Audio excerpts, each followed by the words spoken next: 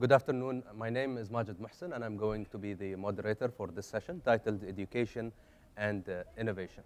Now, I would like to explain to you all what is going to happen here. In the first 60 minutes or so, we're going to have a panel discussion, and right after that, we will devote 30 minutes for your questions. And here I would like to encourage you all to ask as many questions as possible. Whatever questions that you have, we are in a forum. We're discussing ideas and opinions, and there is no right and wrong about all what you're going to say. Now it is time to meet our panel. He is the founder and chief executive officer of SEED, a young global leader and a member of the Global Agenda Council on Innovation. Please welcome Adam Bly.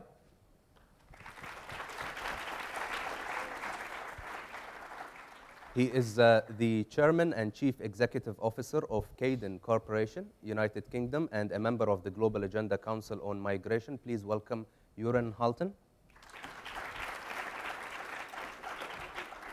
He is the chairman and founder of the Institute for Large-Scale Innovation and the chair of the Global Agenda Council on Innovation. Please welcome John Kao.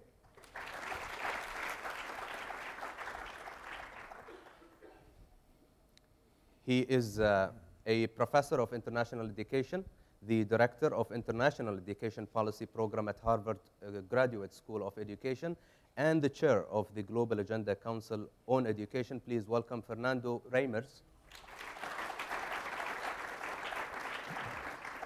And lastly, he is the president and board member of the Migration Policy Institute, MPI USA, and a member of the Global Agenda Council on Migration.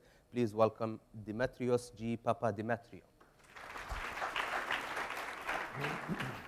All right, my first question, I guess, would be, how can the Middle East develop a skill and talent pool that ensures long-term growth? The question is to all of you. Go ahead, Adam. Well, I think that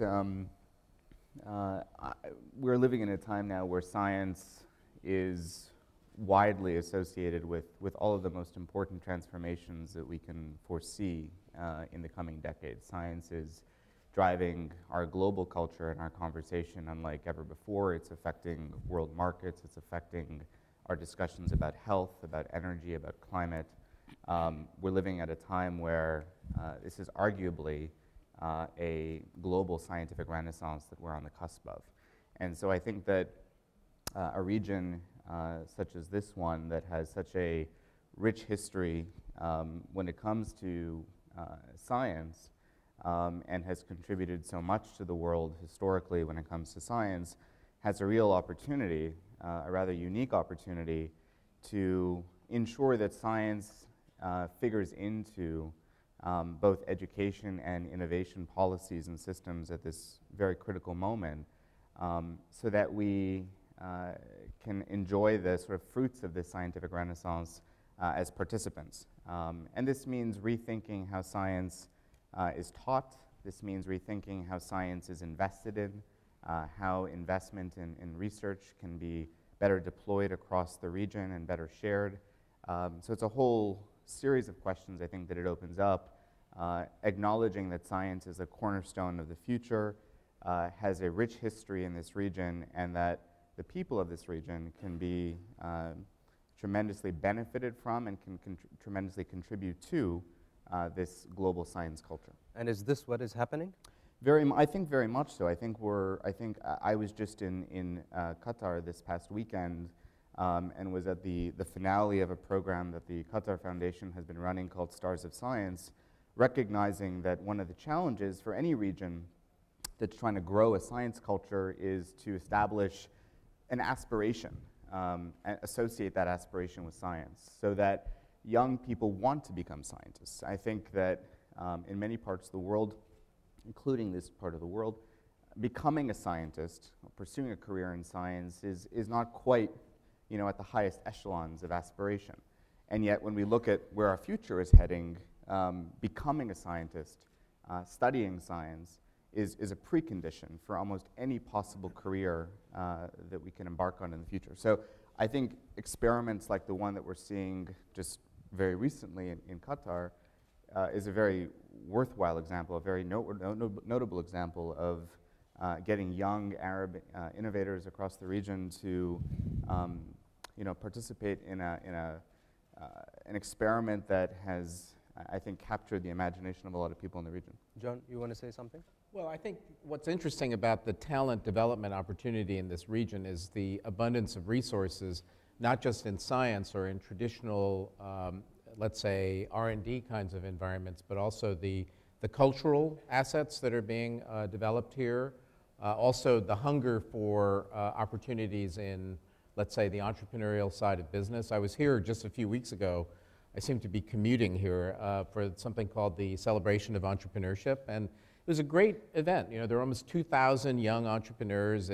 Someone remarked that it felt like San Francisco in the late 90s when things were quite exciting there in the startup type of arena. So I think what is interesting about the talent development opportunity in this region is that it has the opportunity to blend experiences in a way that in, let's say, societies that have had more established ways of doing things, the talent has been siloed. So for example, you've heard a lot about STEM education, but there's a fellow named John Maeda who teaches design now at the Rhode Island School of Design, who actually says that STEM should be STEAM because the A should be included in there and stand for arts. Now, you may think that that's kind of a frivolous idea, but China, for instance, is investing in arts and music education like it's going out of style, very explicitly, because they want to invest in developing the next generation of talent. So here, you know, you have an opportunity to make the bridge between basic research and the application of discovery in the commercialization arena, which is entrepreneurship, and also to make a bridge between science and art and other kinds of connections as well, which is, I think, a very fortunate and very unique kind of circumstance. Fernando? I agree with what my colleagues have said about the importance of both science education and arts education.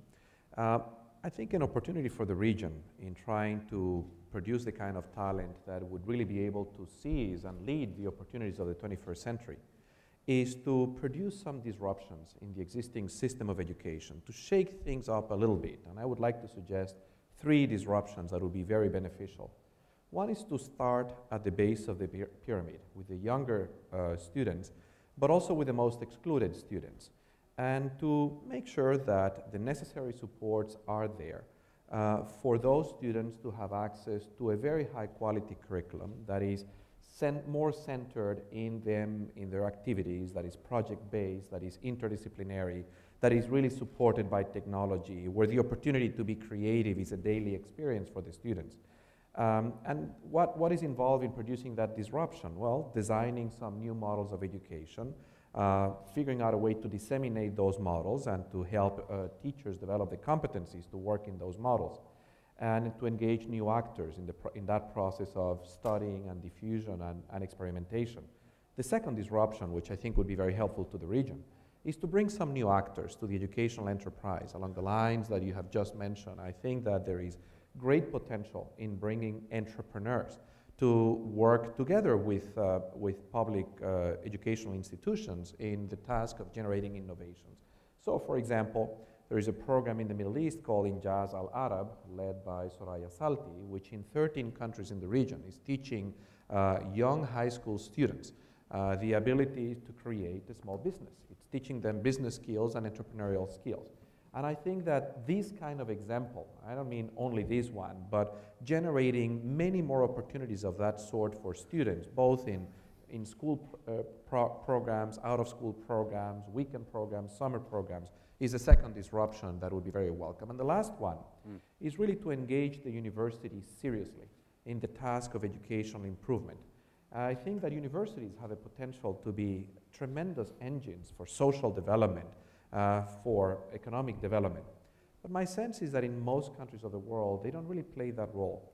And they don't play that role, they are inward looking, in part because the way in which universities measure their quality reflects values that are 100 years old.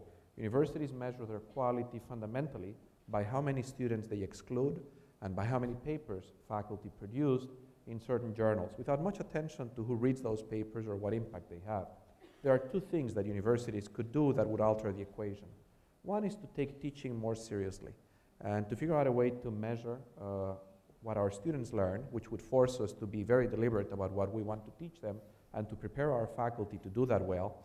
And the second index that universities should use in measuring their performance is an index of university social responsibility, of impact in their communities of which they are a part.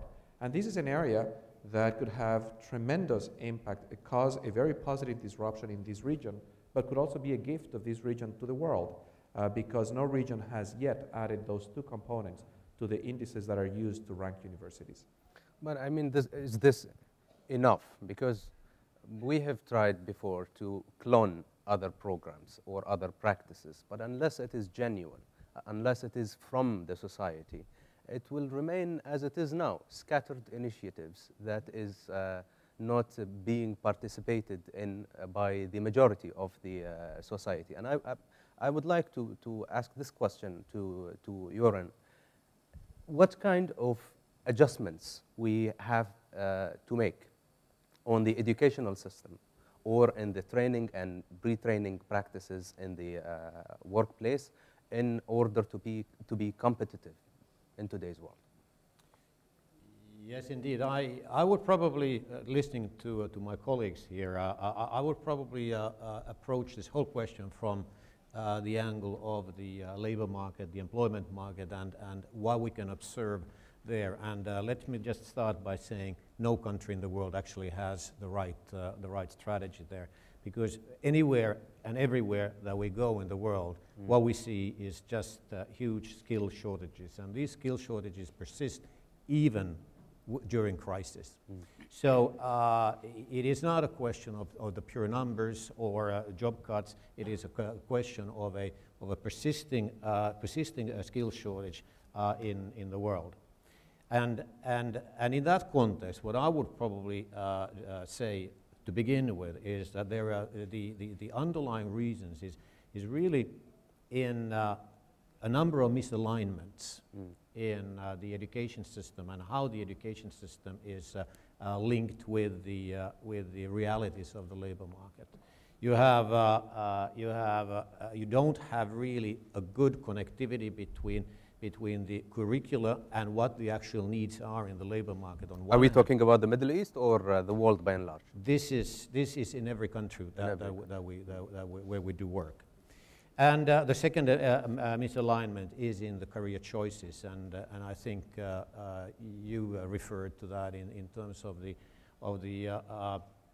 resistance, or let's say the slowness of people to actually go into science, which clearly I think if we look at the upper level of the education, that's precisely where the shortages are.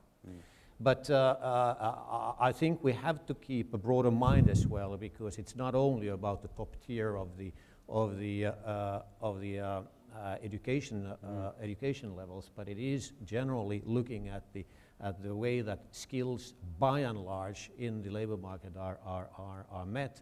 And there, unfortunately, whether we're in the high skill area, in the mid-level skills area, the career choices tend to be misaligned with the reality. Skill matching is clearly a problem. People even with the skill profiles that they have, tend to not find the right kinds of jobs where they can actually be effective and also grow with a job. Now, what you mentioned is very interesting and very true, that almost every country has a shortage of skills, and one way to tackle this issue and to overcome it is by migration policies, and that leads me to Mr. Demetriou. Right, and I want to add my voice, of course, to what it is that my colleagues have addressed, but I also want to be very practical, and the practical person in me sides very clearly with Göran. I mean, the academy all too often tends to reproduce itself. That's what they get paid for, to create sort of like people who will be like them. And I know that everybody's crazed with the potential of science and mathematics, et cetera, which is all very important. You know, all the innovation is going to come partly by creating the scientists and engineers that can actually solve problems. But solving problems, critical thinking, is also a big part of the equation. Most of the most competitive companies around the world are now importing social scientists and people with cultural knowledge into their scientific teams, because that's basically how it provides the glue through which innovation happens, and the opportunity to take innovation to market. And ultimately, you know, you have to be able to take whatever it is that you produce in the laboratory to market. And first to market is still what matters more than anything else. And we all know that we have examples, you know, over the past 20 or 30 years where second is not only not good enough, but second doesn't really get you anywhere. And increasingly, I think students here and others have to think much more in terms of a global labor pool rather than a local or even a regional labor pool. If you're going to be good enough, you're going to have to be good enough for pretty much the world, because the most competitive companies are going to actually work both here and there. Okay. And that's an extremely important thing for us to carry And it is forward. not, indeed, it's not an easy thing to do. But I would like to ask you, why do you think that people shouldn't be as optimistic as they are regarding all the scientific trends and dreams in that regard? The practical guy that you are is shaped by what? By the facts on the ground that people are slow in adapting change, or that innovation is unteachable? No. Innovation, it may be unteachable, you know, in the classroom, but what you get in the classroom is all of the different pieces. But the pieces come together in a team concept rather than in somehow, you know, an Einstein sort of sitting at 3 a.m. in the morning and coming up with a great idea. And if you're going to translate that great idea into something practical that gives people jobs, that creates opportunity for the largest number of people, you're going to have to do that. I think we have people from different school here, but I'm coming to you, but let's go to Fernando first. I just wanted to build on what you said, because I think that there are tremendous practical implications for how to change higher education that come from your idea. And the practical implications, I mean, I think that in most places, in most societies, leaders are graduates of universities. And I would define effective leaders as people who have, first of all, ambition, who can think in big terms, not small thinkers. Second, imagination, creativity. Third, the capacity to think systemically, to connect the dots and to anticipate the consequences of their actions, 2 and 3 steps. Fourth, ethics, to do the right thing. And lastly, courage, to do what they know to be right. And I think that we have a short supply of those leaders in many places, in part because we don't set out to educate them deliberately. And I think universities have a huge opportunity to produce those individuals if they do more than give lectures to students who sit in rows for most of the time they're in university. If they give opportunities for students in universities to be teachers from time to time, to teach their faculty, to take responsibility, to solve some real problems in the communities of which they're a part, to have many opportunities to demonstrate that they can apply what they're learning to solving concrete problems. So I think it is possible to get and necessary to get educational institutions to act on your very good advice to produce the kind of leadership that would give us reasons to be very optimistic that the future can be even better than the past. Okay. Adam? I want to pick up on the sort of view of science that you heard earlier, which I would wholeheartedly disagree with. I think that we have this common perception of science that permeates the West right now, that science is simply a subject. It's simply something that societies invest in, and the output is measured in the drugs and technologies that it yields. And in the greatest moments in history certainly for this region, for Europe and elsewhere, it's come about because science has been a lens, it's been a way of thinking, and it has represented the kind of critical thinking and imagination and ability to problem solve, ability to imagine, ability to make connections Today, as we're living in a time of great complexity and interdependence, and that will certainly be a hallmark of our generation going forward, what science offers us, if properly introduced into society and ensured as a universal right for people, is the ability to make those connections and recognize that we can't solve for epidemics, for example, without understanding climate change, and we can't solve for climate change unless we think about economic growth, and we can't think about economic growth unless we think about populations, and we can't think about populations unless we understand epidemics. And this kind of approach to thinking is fundamentally rooted in science as a lens and a way of approaching problem solving. And I think that we've seen great figures emerge from the Islamic world where science and poetry and science and art have been inherently linked. And I think this is about kind of rebooting science education so that we are producing not only scientists and engineers who are actually practicing science, because that's important to a whole number of industries of the future, but also come through a sort of education that is rooted in a scientific method.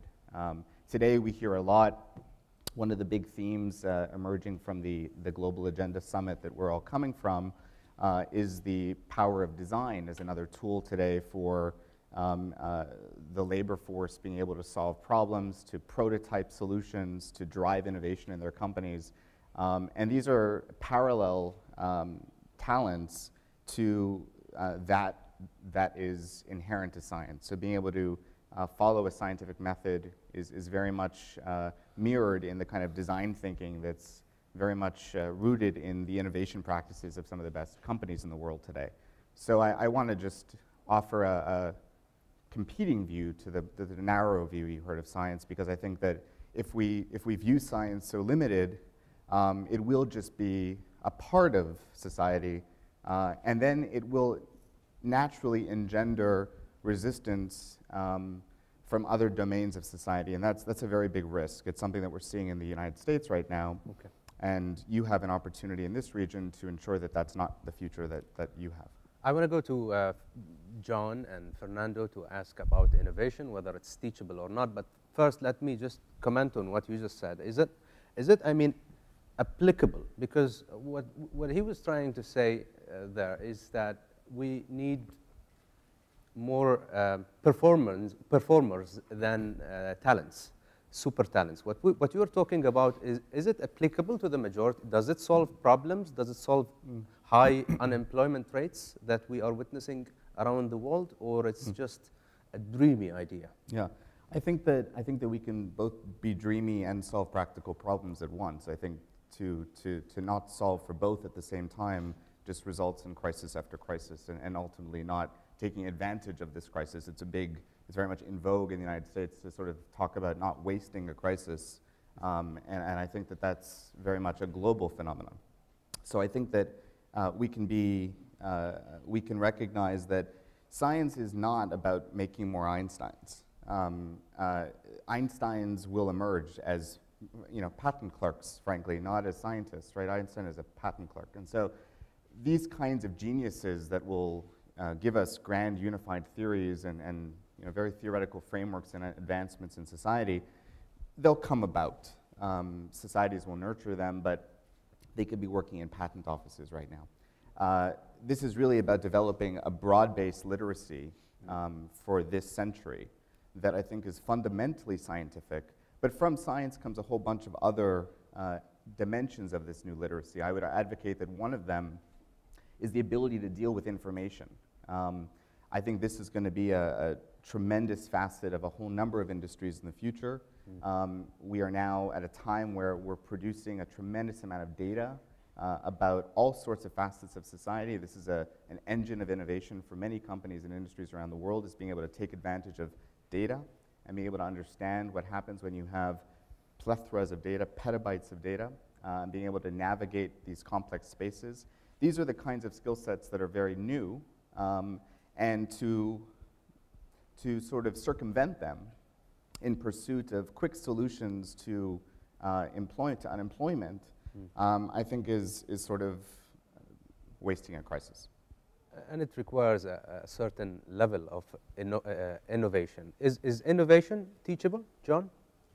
Well, I think it is. I don't think you can teach people how to be Mozart or Einstein, because there's often a confusion between the skill of practicing innovation, of creative thinking on the one hand, versus being a genius or a high-level talent on the other. I mean, talent comes from somewhere else. But if we think about innovation, and I think what we've been having here is a very interesting conversation about, in a way, a more integrative approach to addressing complex problems, more integrative approach to the learning process, within which there are multiple, if I can coin a Harvard term, multiple intelligences, multiple perspectives at work that, in a way, combine to create the ability to innovate. So one of my favorite examples, I'm sure some of you in the room are Star Trek fans.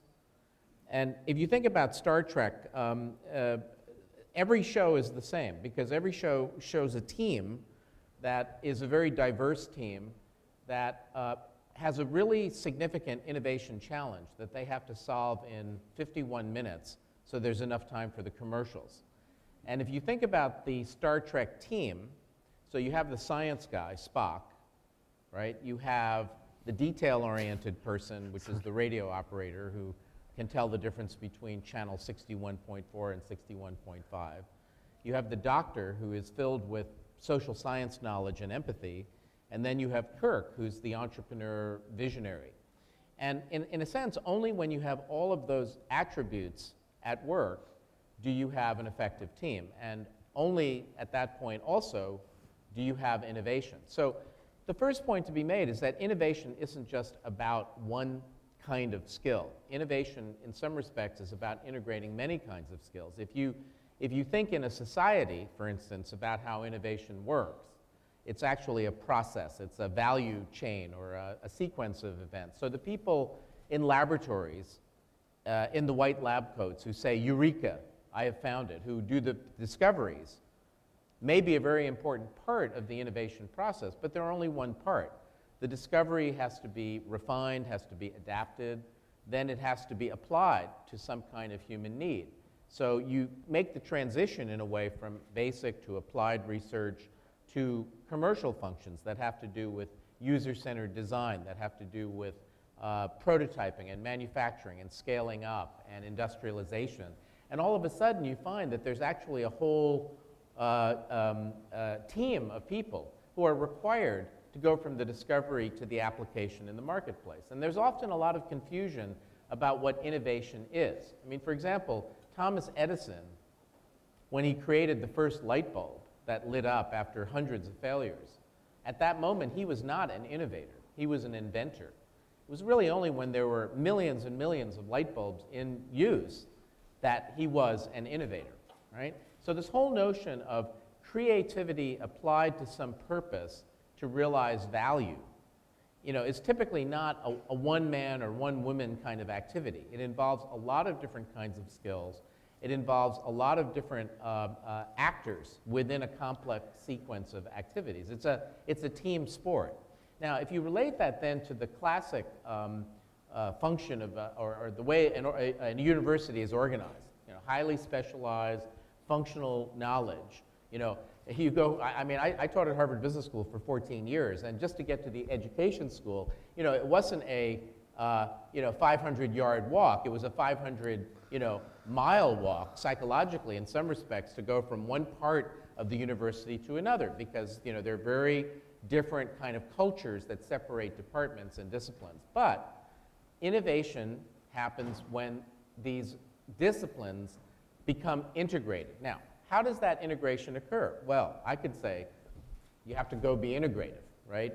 And you'd say, okay, but that's a fairly abstract kind of conversation. So what's very interesting about the present moment is that we are confronted as global civil society with lots and lots of really complicated, messy, intractable challenges and opportunities.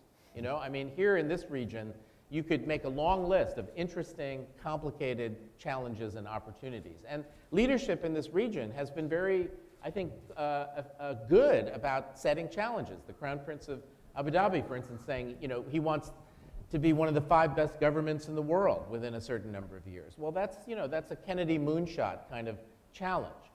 Once you start having real problems that are complex and messy, right, and you put that in front of academic knowledge, interesting things start to happen because the learning process changes.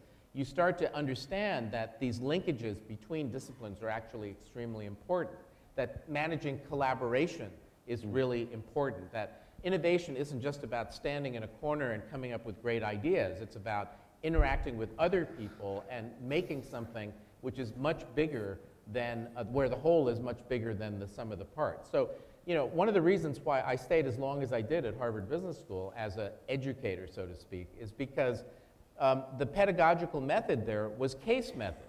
We didn't read textbooks on marketing or finance. We actually, the first day a student arrives at Harvard Business School, they get a stack of case studies.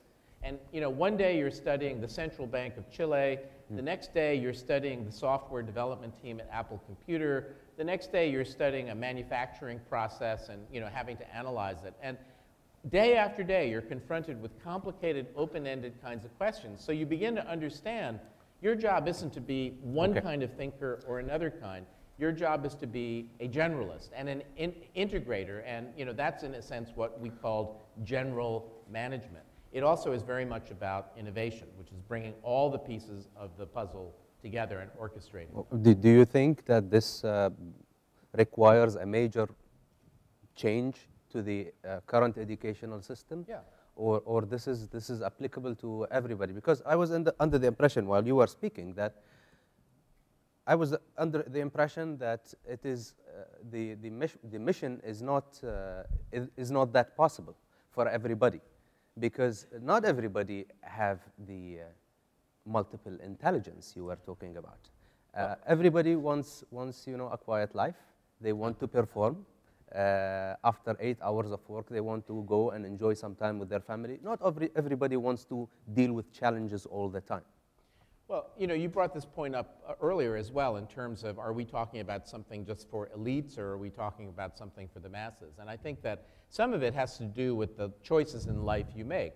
Not everybody wants to go start a company or be an innovator and break the mold. And as you say, some people want to go and do a job and have it be very clear what they're doing and start at 9 o'clock and end at 5 o'clock with lunch at 12 o'clock, and that's fine.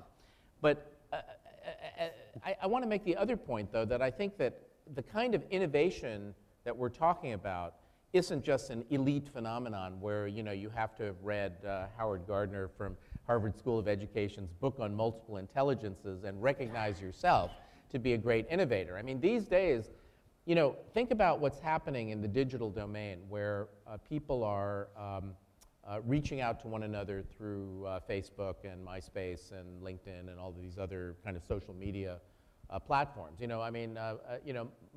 Facebook has a population that's almost twice the population of the United States right now. I mean, it's like if it were a country, it would have to have a front row seat at the United Nations. And then you think about, well, what's going on there? Well, there's an enormous amount of interaction, collaboration, divergent points of view coming together, and that's part of the innovation process, at a micro level right there. So, this whole idea that innovation can be democratic, that crowds can have wisdom, that everyone in a way has the opportunity to participate in an innovation economy, I think, for me, is a very fundamental set of beliefs. Now, I wouldn't necessarily, ask a crowd to decide how they wanted to do my brain surgery if I had a tumor, right? I mean, I'd much rather have an expert who just knew exactly what to do. So there's bottom-up, there are opportunities for that to be appropriate and the reverse. I think that is the most relevant question that everybody here in this room is asking, whether we're going to have in the near future, whether we're going to have to some extent, a predictable careers, a predictable life, because we keep bombarding people with these predictions about the future, that it's going to be only for those who are, highly gifted and stuff like that. Go on. Listen, the computer inventor Alan Kay was once said that the best way to predict the future is to invent it. And I would paraphrase him and say that the best way we can prepare students for the future is to prepare them to invent them.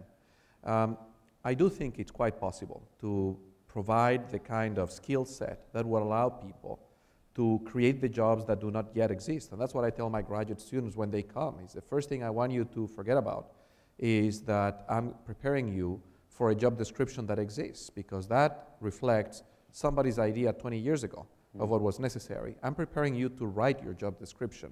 And that creates some anxiety at the beginning, and eventually all of my students end up having jobs and being quite satisfied and making a big difference. And I've got 700 graduates now around the world leading in education. Now, in order to be consistent with that aspiration, with that belief, there are certain things you need to do and certain things you have to avoid. What you have to avoid is to be the person who stands in front of a classroom, talks all the time, and then tests your students and asks them to repeat what you said. That is a sure way to not prepare them to lead, but to prepare them to follow. What you can do that will help them, in addition to doing the kinds of things that you were just talking about, is to engage your students in real problem solving. And that creates a lot of anxiety to students who have not experienced that before, but students are very resilient. They're very capable of rising to your highest expectations. So for example, right now I'm working with a team of my graduate students designing a curriculum that the group of individuals is inventing to create a network of schools who are going to be very focused on developing global competency. I know there are a few things we can look at, but the last time someone did that seriously was 50 years ago when the International Baccalaureate was invented. We're trying to do something better than the IB. And so you engage students in that process, and of course at the beginning it may be nerve-wracking. Who am I going to follow? Nobody. We're going to solve this problem together. And I do that routinely, and so do my colleagues. For example, I teach a course on innovation and social entrepreneurship, where students have to not only to engage with actual entrepreneurs, but their final project is to design a social enterprise, and they have to then present that to people who've done this before. And it is not easy for a teacher who have learned to do things in a certain way just to change the method like this. But it's easy to help us. For example, I've only been teaching at Harvard for the last 13 years. Yeah. And when I joined, my dean said, I want you to do two things. One is I want you to take a seminar on case method teaching, really on education for judgment. And I took a seminar with 25 other new faculty in the university from different schools, where for an entire semester we deliberated and learned from the masters what does it mean to educate for judgment. And educating for judgment means asking a lot of open-ended questions, not feeling that you have to provide the answer all the time, having wait time, waiting for the students to come up with the solutions. The following year, my dean said you have to be in a seminar so you can support faculty to become better. It seems to me that the change will come from the students, not from the teachers. And that's probably the reason why Adam is so excited about the change that comes from the people. And probably it is also the same reason that makes Mr. Demetrios so not as enthusiastic about the change that comes from policies and policy makers. If we are to say something to the students here, to encourage them to foster change in the classrooms, what is it going to be? Pick some problem that you're really passionate about and organize with others to do something about it, and figure out a way to engage your faculty to engage in solving that problem. I spent, 3 weeks ago, I was in Marrakesh in a competition, in the final competition of Injaz, these social entrepreneurs. I'll describe what a team of high school students from Oman, 5 young women, had done. They had created a company to produce books, readers, that parents could read to their children before they began school. And I asked them, why did you do that? And their answer showed a lot of thoughtfulness. They said, a lot of people in Oman don't do very well in their studies. And in talking to our teachers and some faculty in the university, we've concluded that they don't do that because some people never really quite learn how to read with understanding, with love, with a desire to read, and therefore with a fluency to be able to learn from what you read. And we think the reason that happens is because nobody reads to their kids when they're very little, and one of the reasons is because there aren't enough interesting materials in Arabic to do that. So we decided to do something about it. So my advice to the students and to their faculty would be engage on Monday in a process of conversation about what is a problem that you think is important that you can do something about, and figure out what are you going to do to solve it. And you're going to need the help, I think, of your professors in deciding what problems are within your reach. I mean, be ambitious, but also reasonable, and then use that problem as a context to integrate what you're learning in the school. It can be a lot of fun, it can be very satisfying, and I am convinced it is a fundamental component of an education that is going to prepare you to lead. I want to hear from you, sir. You've been quiet for some time. I'm fascinated by the conversation here. And I must say that what I find a bit troubling is the comment that you made, which is that somehow the university is going to prepare you to find a job where you're going to put your honest 8 hours worth of work, and then you're going to go home and have your family time. Now, I'm an immigrant myself. I've been in the United States for 40 years. What I recognize about education and about life is that if you're not passionate, if you're not curious, if you're not going to constantly challenge yourself and the system, whether you're a student or a worker, you're not likely to succeed in life. The idea that somehow, the idea that our parents perhaps had, or the idea that people who may not have a college education or the need for a college or university education, that somehow they're going to work their 8 hours and then go home and have a wonderful life until the next morning, is a very foreign idea to me, both as a person, as a former educator, as a person who now writes and gives advice and tries to solve problems. So I understand the passionate thing. It is critical. The curiosity thing, it is critical. The idea of constantly trying to work within systems, not within this system, but understanding systems, how things connect to other things, and trying to figure out constantly how to change the system while you fit into it. This is the way that you move forward as far as I'm concerned. This is also how innovation happens. And I think this is the kind of thing that you need to install to people from the high school level or even before that, certainly the college and the university level. So if you're not going to cut yourself short, and if you want to sort of succeed, as it were, retain your curiosity, challenge your teacher, take things into your own hands, and don't think that your education ends the moment or the year or the decade after you finish with your university education. This is going to be...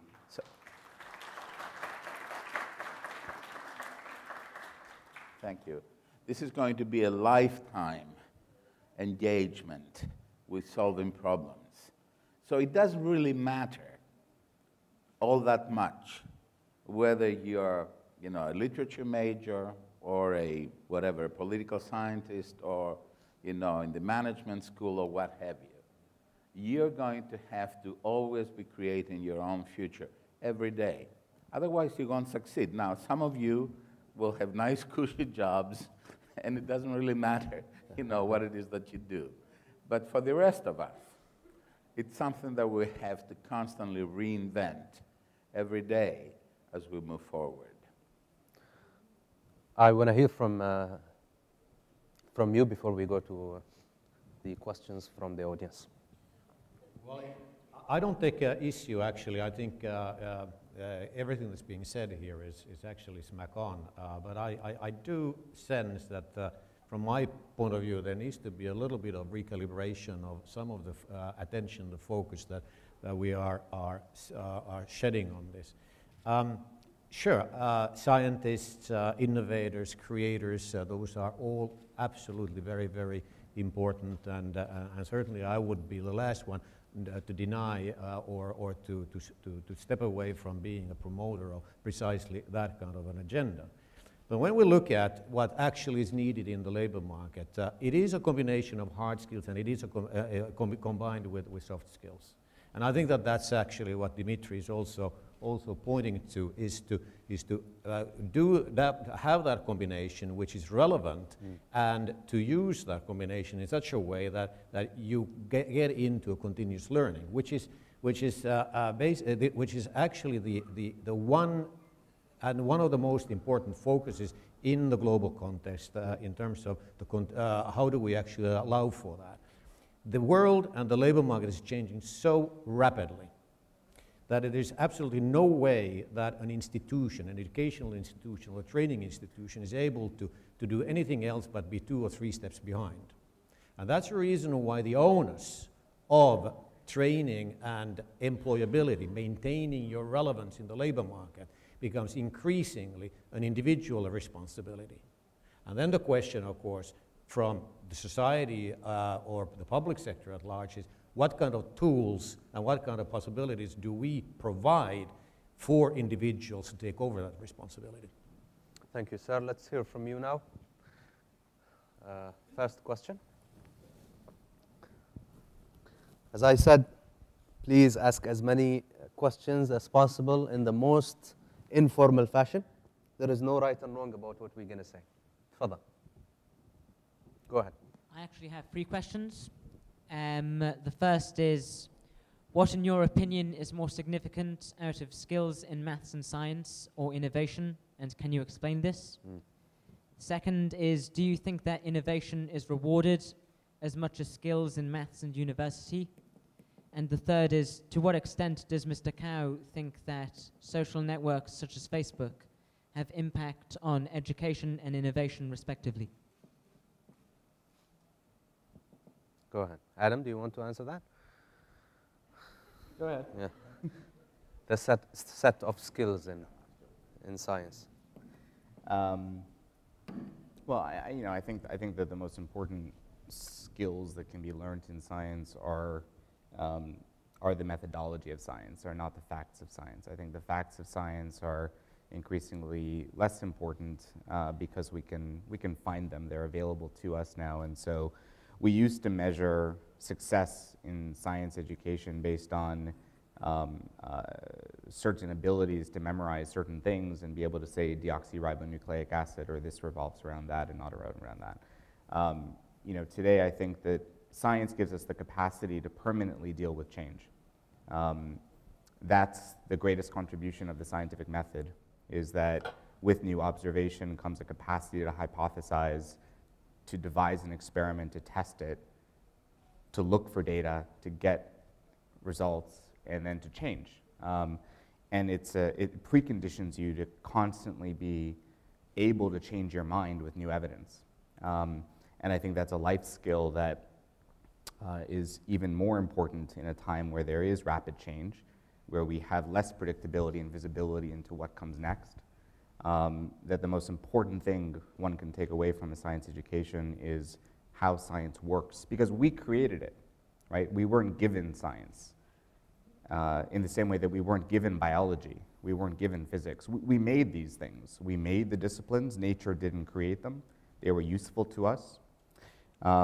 We created the scientific method and we refined it over centuries because it works, because it's this extraordinary human achievement that we created to understand things and test things. As long as it is good, it is there. Once something better comes or better explains a phenomena, then it is gone, and we have to be flexible. That's right, and I think that's an incredibly valuable lesson. I mean, we see, there are so many examples in the world where the aversion to change, the notion of changing your mind is actually viewed as something pejorative and not something that should be embraced, has gotten us into a lot of trouble in the world, in domains so far away from biochemistry. So I think that that's the most important takeaway from science. I think to sum up the answer for the first question is you have to be flexible and you have to be curious, if I might say, right? And the ability to experiment. I mean, I think that's, the ability to see something and test it, and be able to test it. Second question, I think Göran want to answer. I just want to add to that, because, and reflecting on the fact that I do work on a daily basis with people who actually interview and recruit young people.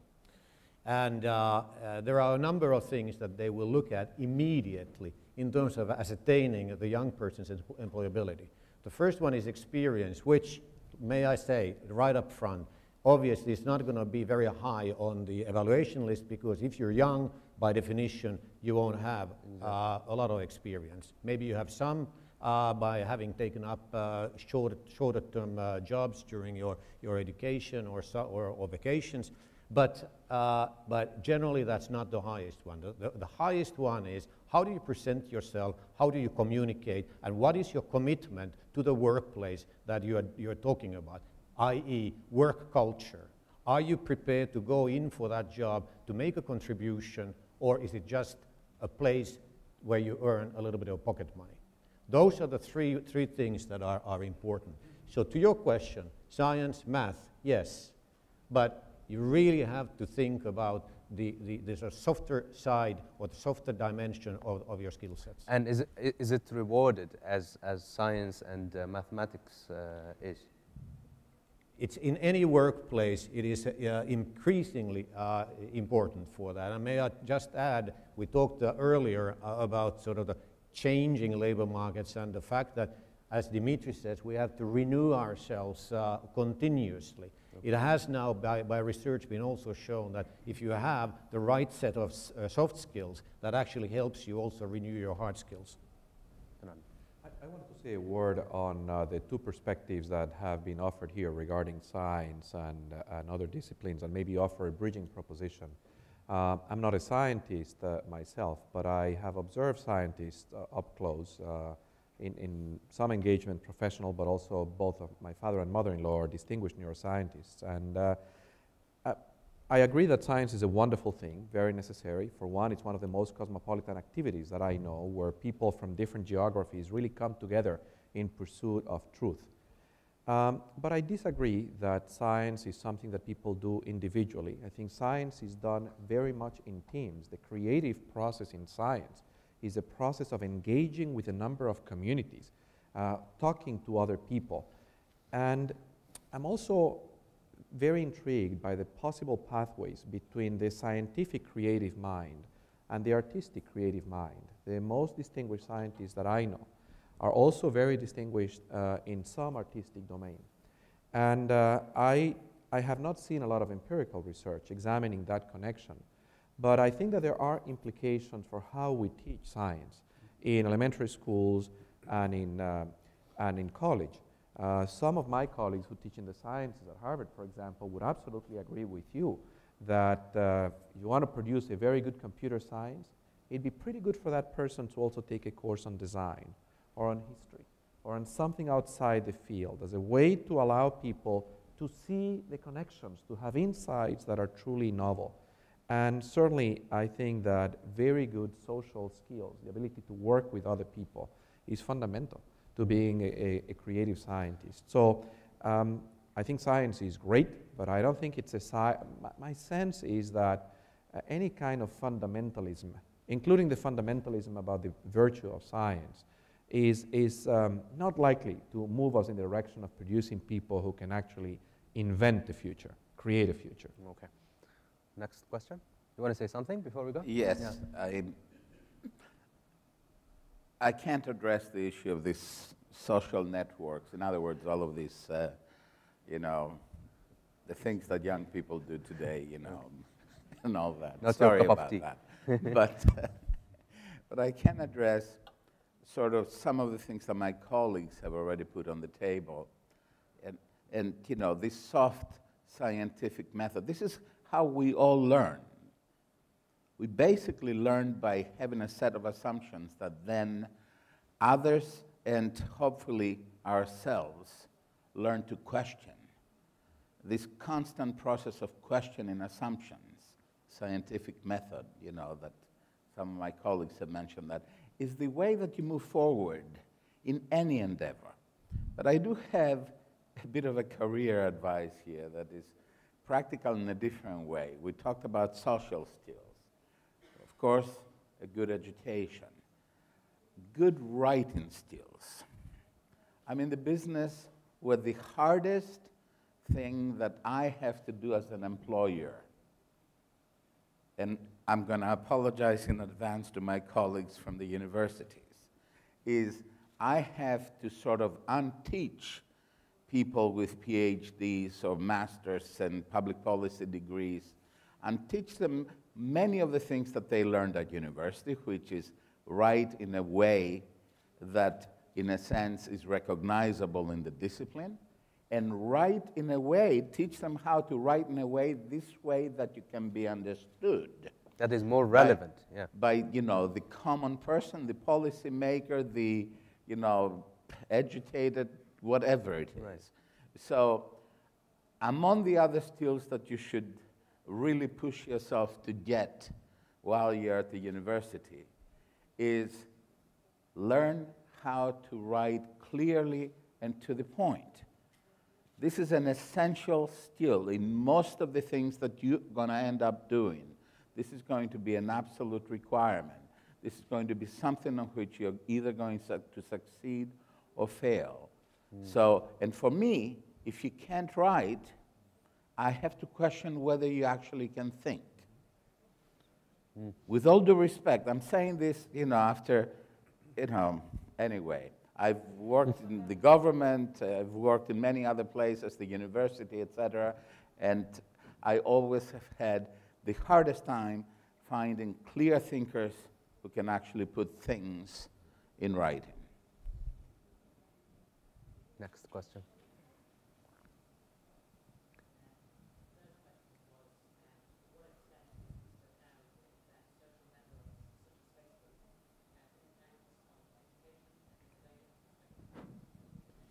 So we talked a little bit about social networks earlier, but you know, when I went to college, people woke up, had breakfast, went to class, sat in classrooms, professors presented, you went to the library, you read books, you studied, you went to bed, you repeated that. Now, my impression is the way college works is you wake up in the morning and have breakfast, but everything else is different, and a lot of it has to do with social networks that essentially provide you with the information, the content of the lectures. People don't go to lectures anymore. They basically participate in social networks that are about exchanging the content side. So there's a whole other aspect of the process of education which may, you know, still be there. But you know, it seems to me that what we're seeing in terms of the growing importance of this virtual domain has a lot of profound implications for the traditional education enterprise, because there's a lot of education going on in it already. If you look at, I don't know how many people in this room play World of Warcraft, but World of Warcraft consumes as much time on the part of teenagers as going to high school in the United States. I mean, it's astonishing, actually. So you think about the, what's going on in World of Warcraft, which essentially is a virtual world where people collaborate and they acquire skills and they discover things and so forth and so on. And by the way, it's going into a new version. So for those of you that are big fans of World of Warcraft, you're going to be very happy shortly.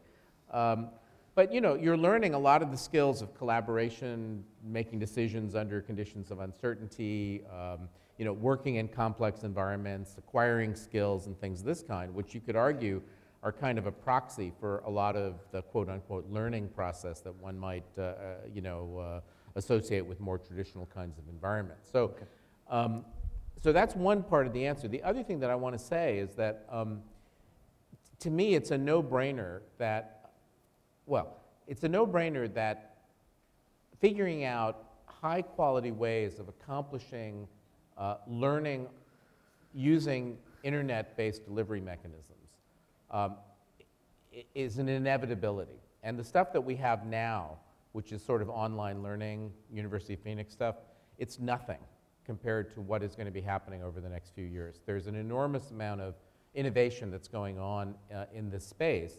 And when you think about it, from a social policy perspective, there isn't enough money in the world, even in this part of the world, to pay for all the buildings and the teachers and the infrastructure that would serve 6 billion people in the world, let alone 9 billion, you know, people, you know, because we're going to continue to grow.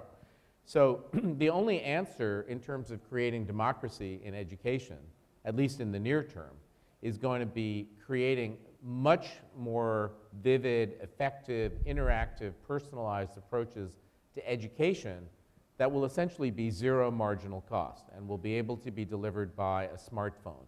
So you'll have, you know, kids who won't have access to a school or textbooks, but they'll have a smartphone, which will, you know, because it's made in Malaysia, will cost $4, you know, down the road with learning curve effects. But at the end of that smartphone is going to be zero marginal cost education, you know, English as a second language, basic math skills, basic science, basic civics, basic world history, basic everything. And why would you, you know, recreate that curriculum 50 different times when, in fact, you just need to create, you know, one really good approach to, or a few competing approaches, and you've got it down. Okay, so this is going to actually create a lot of competition for with the established education institutions because a lot of the commodity side of education, I think, will be taken care of in this high tech as opposed to the high touch approach. Right? Okay. We'll have the next question. As you were talking, Demetrios gave me the face that I can't wait to see that. I must belong in the last century. That's I don't disagree at all We with all you. came from the last century. Well, I don't know about that. It's the 20th century. It's over. Go ahead. Go ahead. Thank you all for coming here. I have one question for Professor Ramirez. You mentioned an element saying that. أعتقد الصوت إيه. Sorry. شوي على النص. I want to ask about related to you wanted to measure how university adding value to the social life. Now, part of the innovations or entrepreneurship is saying that it's not matter of creating a product or a service. It's matter of how you will add a value to the social or to the certain community of adding that service or that product. But actually, this region, or in our regions, that principle is not there. It's the principle of just producing. How would you advise that we can adopt that in our schools, starting from schools to the university and to the higher studies? This is the area that actually we have as a pain area. I think I'm not sure. Let me give you two concrete examples of how this is being done actually in Mexico, which I think are very good. In Mexico, there is a university that was established about 70 years ago, modeled after MIT in Massachusetts, called the Technological Institute of Monterrey. It's been led by one of the best university presidents I have ever met in my life, Rafael Rangel. He's about to retire, so I can say this. And what he did with this university was to really turn it into an engine for economic and social development. And he did many things. I'll mention two. One was to create, this university has 60 campuses throughout the country of Mexico. And in every state, he created a council that involved business leaders and university professors to discuss what were the potential opportunities, not the jobs that existed for which they couldn't find people, the potential areas of economic advantage that could be actually developed if there were graduates with those skills. And those councils are a wonderful vessel of communication to make sure that people who are designing curriculum are in conversations with those that are generating industries. The second thing he did within the university was to establish incubators for enterprises. So the students have the opportunity to develop an engineering firm, and the university will help them incubate it, provide legal advice, some financing, help the connections with people who have more capital, and so on. Another thing that they do, which is very important to them, is the development of citizenship skills. And there's where I think, in my mind, good education is always about academic excellence and character. The competencies that help you take yourself seriously historically, find a purpose, find passion in your life, and understand how do you connect with others to really make something happen, to make a difference. And so they have a program that requires all their students to do community service. This is required. But it's not silly community service. They provide university support. So a few years ago, I went there to look at some of the projects the universities have developed. So here's a student in engineering, third-year student. His project was to create jobs in a low-income community. So he went there and he studied. Why do people not have jobs in this area? And he concluded that many of the unemployed people were young mothers who had migrated from the south, had young kids, didn't have a place to leave the kids, and they couldn't travel 2 hours each day to the factories. And so he said, how about if I brought work here? Essentially, this guy designed a soap factory that he placed in that community. And what was involved in designing a soap factory was to provide a 3-month training course that this student designed with the help of his professors, not just in his field, in architecture, some people in the social sciences, and so on. Imagine the impact in a student in her third year of career to realize that he can create a social investment with a return. I know few educational programs that have the kind of return that this individual had on a 3-month training course. And so I think that making the university an engine for social development is about doing those kinds of things. It's about, of course, we all contribute wonderful things to the world by the graduates that we produce. But I think the most important thing we can contribute is to provide our students the opportunity to take themselves seriously historically and to know what it means to make a difference in a community. One of the first things I do, I direct a master's program in education leadership. And when I welcome my students at the beginning of the school year, I welcome them in a little reception like that, and after I tell them how happy we are that they've come, I encourage them to take a little walk down the street called Appian Way from where my school is. And that street, it's a beautiful walk, ends up in a cemetery. And I tell them, I want you to spend 2 hours in that cemetery. It's a beautiful place, but I also want you to reflect on your own mortality, because even though you may not think this way at this point in your life, the truth is that you will not have enough time to do all the things that you could do.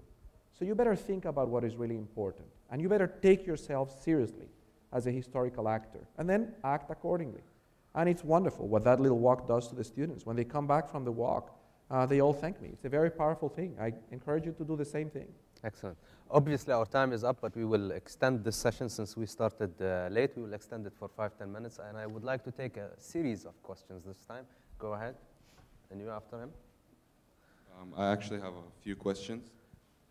My first question is that you guys didn't focus on education that would take place in places in the Middle East where there's conflict. There was nothing said about that, and the thing that I would like to emphasize is that one person that is making a difference on people who are not receiving education in places in conflict like Iraq and the West Bank is Her Majesty Queen Rania. She has a foundation called One Goal, and she tries to help out kids who are in those areas of conflict that cannot receive education. And what she's trying to emphasize is that the more you educate these people in places of conflict, the less ignorance we have, which produces less extremism, excuse me. So it bridges, between the Middle East and the West. And she brought up an interesting fact. She said that within 2 months, Europe spent $16 million on just candy, a necessity, not even a need, a want. Okay. She said if we take that money and carry it on for a whole year, we can educate everybody in the world.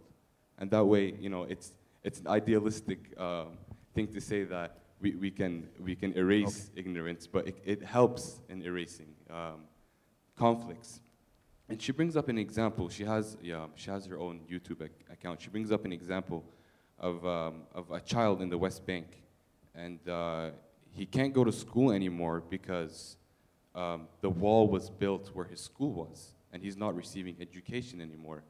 I mean, so imagine what will happen to the generations and the generations of this child. He's just gonna have hatred within him. So what I'm trying to emphasize is that and obviously the community didn't have any money to build a new school. So what I'm trying to emphasize is that we need to help out these people that cannot receive education in places of conflict. Sorry, can I just have one more minute? I'm sorry. And the other thing is that, of course, it's a question. The other thing is that you're saying that we need to improve in science and we need to improve in innovation. However, it's kind of difficult in this region of the world. I'm not emphasizing on the GCC. I'm talking about the Arab world in a whole. Is that it's hard to do that because His Majesty King Abdullah in the World Economic Forum earlier this year said, I would like to improve education and innovation, but I get that from, you know, it's a very big thing in the Arab culture, and I cannot improve it. And then you have the same problem from the private trying to improve the public. For example, if I was from country X and I want to improve my country, I need to criticize it, but they see that as a threat. So we need to have. I want to know what your opinion is on this. What actions are being taken on this? Okay. Thank you. Here and there. Sorry. Who's next? Go ahead. Give him the mic, please. No, okay. That guy and Can I start and then we'll pass the microphone to him? Yeah, Yunus, go ahead. A significant point about this region is that education is very limited. For instance, say if a student wants to study criminology or biomedical engineering or even psychology, he will have to study abroad in the West because these majors are not provided within this region. The university in the region only provide majors that serve the community. The other majors are seen irrelevant because it does not help the economy or the community itself. What's your opinion about this? Okay. Yeah. Okay. There's just 2 points that I'd like you to elaborate on. One of them is critical thinking and how early it should start. Are we talking, because you mentioned high school and you mentioned university students, but I'm thinking even earlier than that, kindergarten. And the point that you brought up about the books that they use to teach parents should be reading to students even before, or their kids before they even start school. Okay. And then another thing is about all the interdisciplinary kind of real world programs that should be taken into universities. There are different sectors within the community that should really collaborate on that. It's not only the students, it's not only the faculty in universities, it's the government, it's the corporations, it's like there needs to be more of a link between academia and industry, and if you could give some examples or some ideas of how that can be implemented in our region. Thank you. Thank you. Yeah. 2 more questions and then... Actually, the question was almost covered. My question is to come to the practical side of the problem, what role can government play in fostering innovation culture? We're talking about innovation policies, and there are like a lot of things that government can do or not do. So I want to know like your opinion on this. Thank you. Yeah. Okay. Whatever. Yeah, we're coming to you. Next there. Yeah. Okay, go ahead. Yeah. My question is about, in the Middle East specifically, I think there's a culture of risk aversion, and that's because failure is kind of looked at as a finality rather than a learning process. So what would you, as achieved individuals, what is your lesson to the audience here about failure and how to look at and deal with failure? Okay.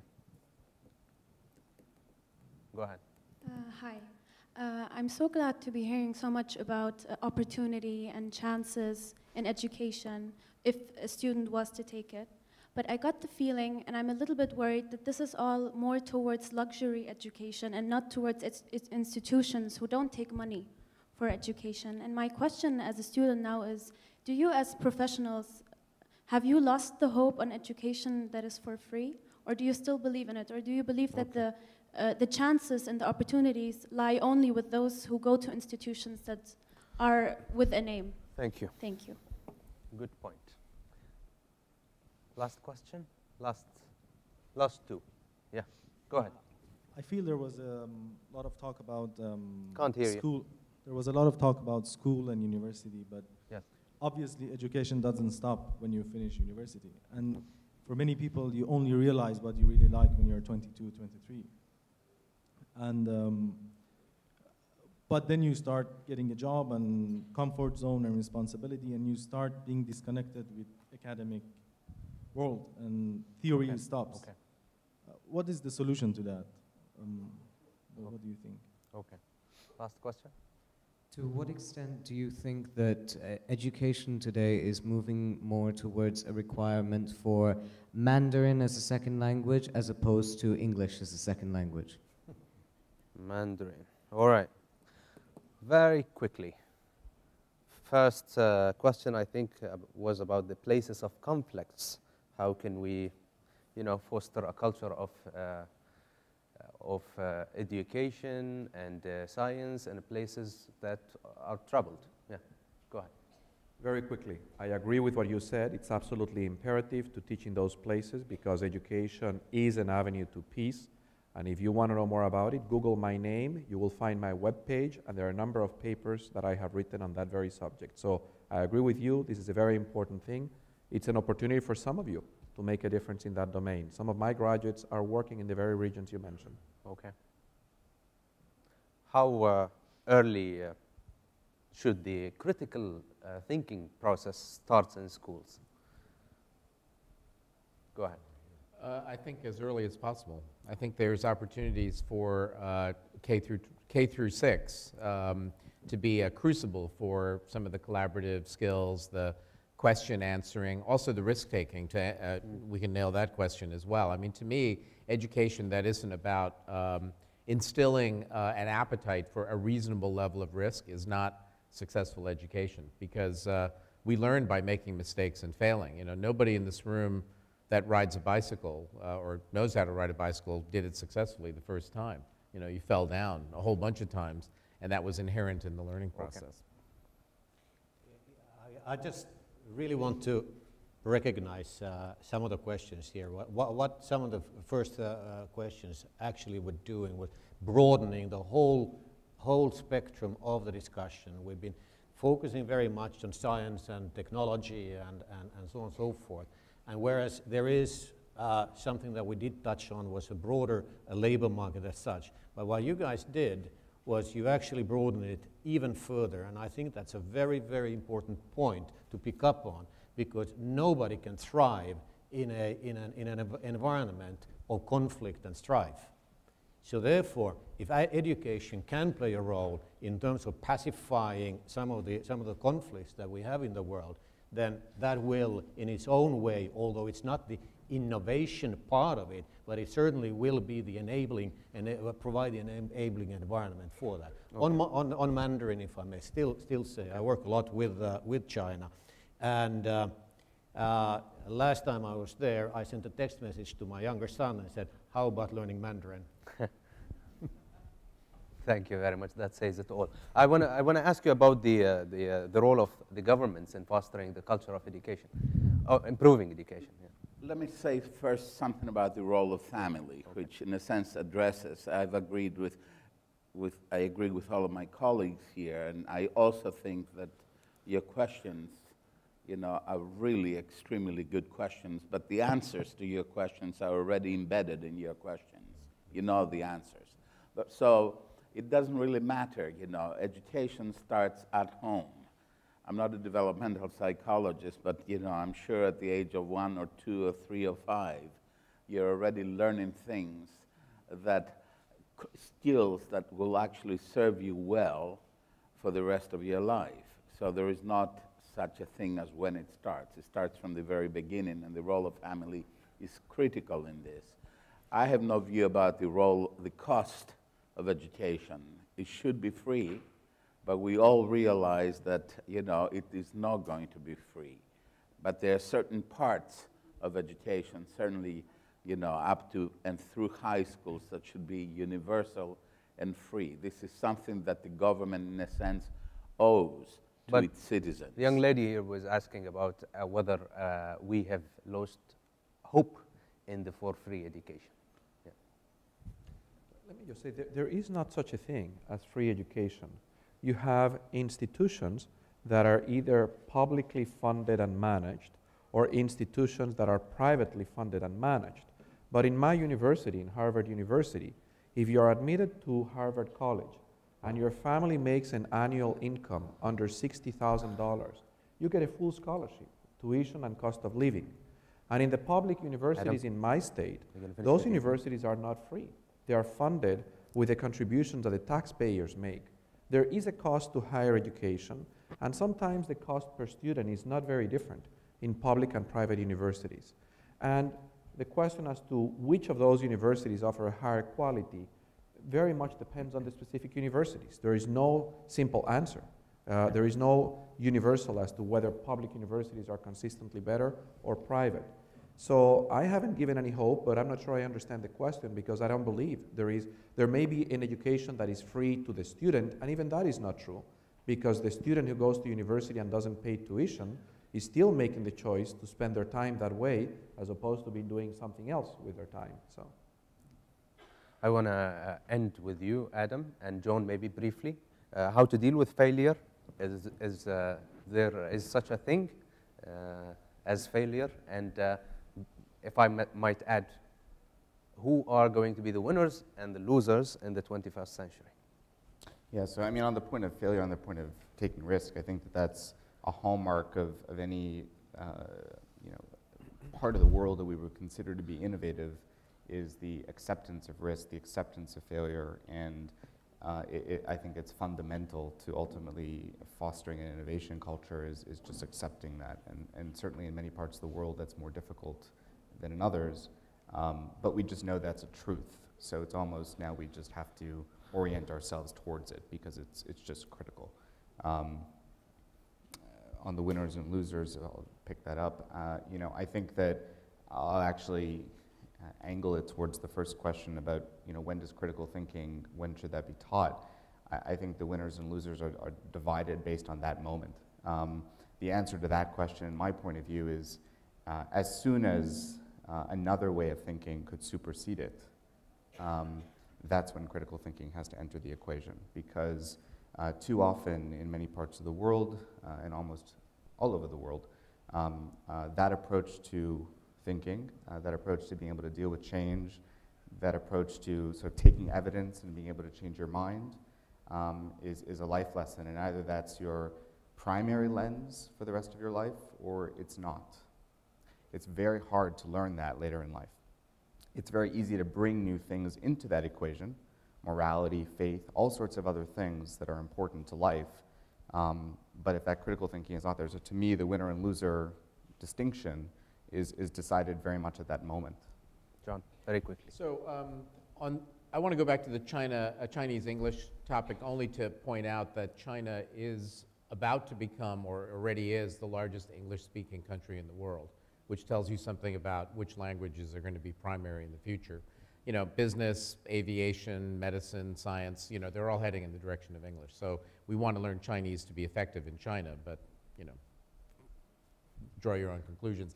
As far as the failure issue is concerned, there's a very famous diagnostic test for figuring out whether people are going to be successful entrepreneurs, and it's called the ring toss. So it's the thing where you've got a post and you've got a round rubber ring and you throw it, and they observe your behavior. So I'm giving you a big tip. This is a freebie now, so if you get this test, you'll know what to do. And what are they looking for? Well, they basically are looking for people who stand right next to the post and throw the ring on. They don't want those people because they have no appetite for risk. Then they observe people who are standing so far away and throwing the rings like this, hoping that they're going to get on to score high points, high risk, high return. They don't want those people either. They want people who are willing to find the sweet spot and take a reasonable amount of risk. So as Adam said and others have said, risk is inherent in the process. It's also inherent in the learning process. It should be inherent in the education process. It's, we in our global agenda councils, we were talking about the fact that risk is the new normal. Uncertainty, turmoil is the new normal. There is no such thing really as stability in the classical sense anymore. So we might as well get good at that, and education has a very important role to play in developing those skills. Thank you very much, panel. You've been great, and you too, and I apologize if we didn't have the time to answer all of your questions. Tomorrow is the National Day of the Emirates, and I would like to wish you a pleasant holiday, and to my country, a happy National Day. Thank you very much, and good luck.